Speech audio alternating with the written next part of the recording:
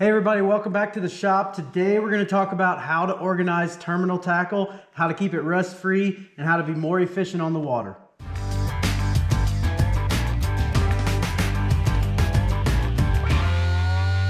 There's nothing worse than opening up your tackle box and realizing that you somehow had gotten water in there and it had become rusty and your hooks are ruined.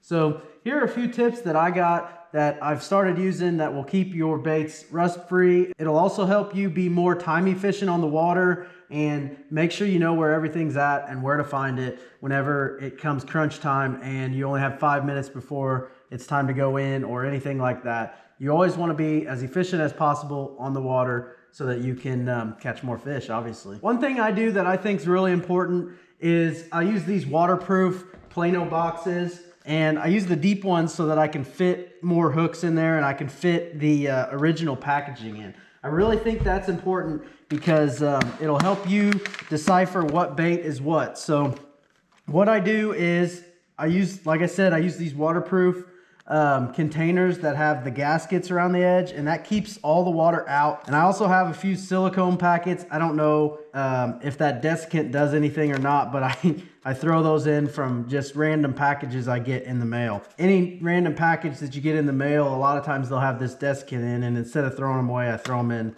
my hook boxes. Don't know if it does anything, but it can't hurt, so I do it. But a lot of times what I'll do is I will keep my hooks in the original packaging, and I'll actually label them as used and new. And what that does is my new baits, I can know for sure whenever I tie one on in a tournament that that hook's not going to be dull. It's going to be perfectly good, ready to go. And I like to kind of keep those apart. Keeping them in the original container is it keeps them from bouncing around in the compartment. And if these aren't in the actual containers and they're bouncing around nonstop in there, what's going to happen is those hook points are going to hit over time. That may not be right away, but over time those hook points are going to dull a little bit, and I don't want that. I want to keep them as razor sharp as possible. So by keeping them in these packages, it'll keep the hooks from bouncing around and hitting the side of the compartment and dulling. Another thing it does is I know exactly what size it is. So without having to like sit here and look and just figure out whether it's a 3/0 or a 4/0, I can look right there and say, oh, that's a 3/0. And it just saves you a lot of time rather than second guessing yourself and trying to figure out which hook is where. And that's the same way I do it with the my treble hooks too. So you'll see a lot of these treble hooks, I'll have them all organized by size in their original packaging, and that will, like I said, it'll help to prevent them from getting dull. It'll help me know exactly what I'm looking for. And then the feathered treble hooks that I tie, I'll actually put them back in the original packaging. So like these were 2X size 2 treble hooks, and so those are a little extra stronger. That's the type of bait that I would throw on like my top waters when I'm throwing braid and stuff, so they don't bend out. But I got a video on how to tie feathered treble hooks, but like I said, that's how I put them back in there. I'll actually put them back in the original packaging so that I know exactly what they are.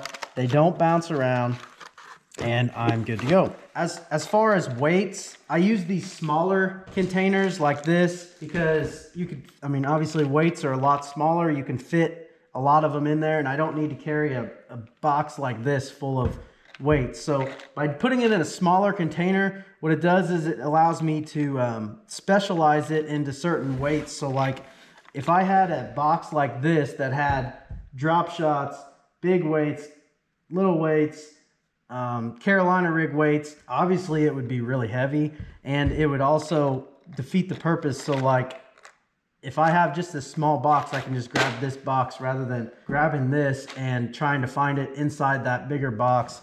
I know that this box right here is my drop shot box, my Nico rig weight box, and I could just grab that, and I know I have the right weights in my hand at that time. So kind of what I do with the Nico rigs is I basically just have them organized by size.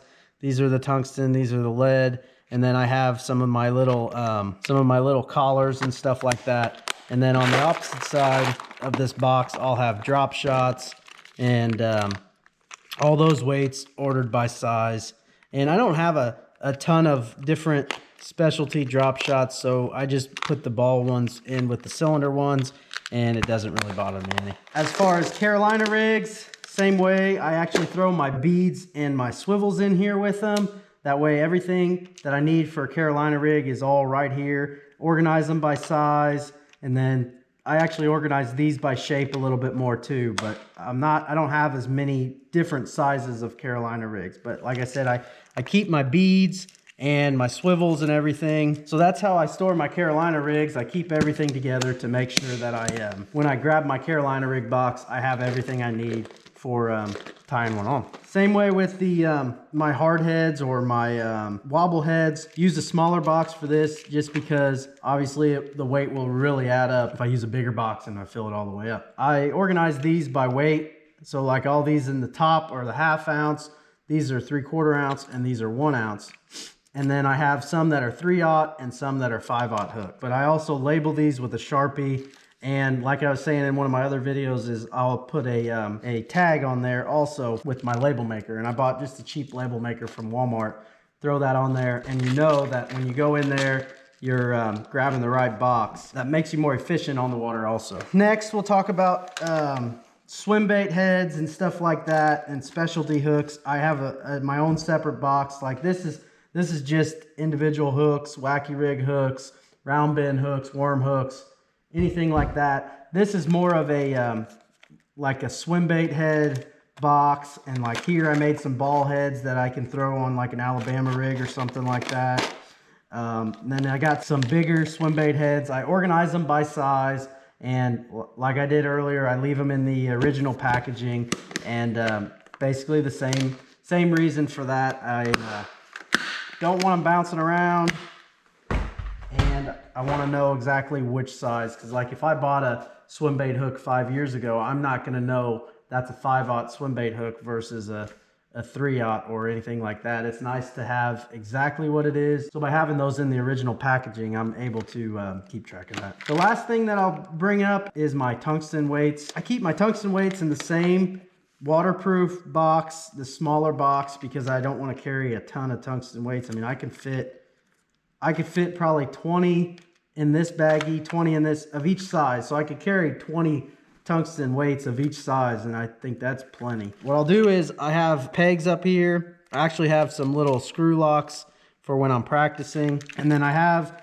different sizes all the way from 1/16 to 1/2 ounce. And the reason I put them in these baggies is similar to the reason I put my hooks in the original packaging. Is when they bounce around, they'll end up like, for example, I don't have a baggie on my 1/8 ounce, and they'll bounce around and they'll end up chipping the paint. And when you chip the paint, it'll start getting that silver metallic or whatever behind it, and I don't really want that. By putting them in these baggies, they still bounce around, but they got a little bit more of a cushion in there, and I can just go in there and grab whatever size I want. So like if I want a 3/8 ounce, I just go in there, open this baggie up, and I'm good to go. These are a few of the ways that I store my terminal tackle.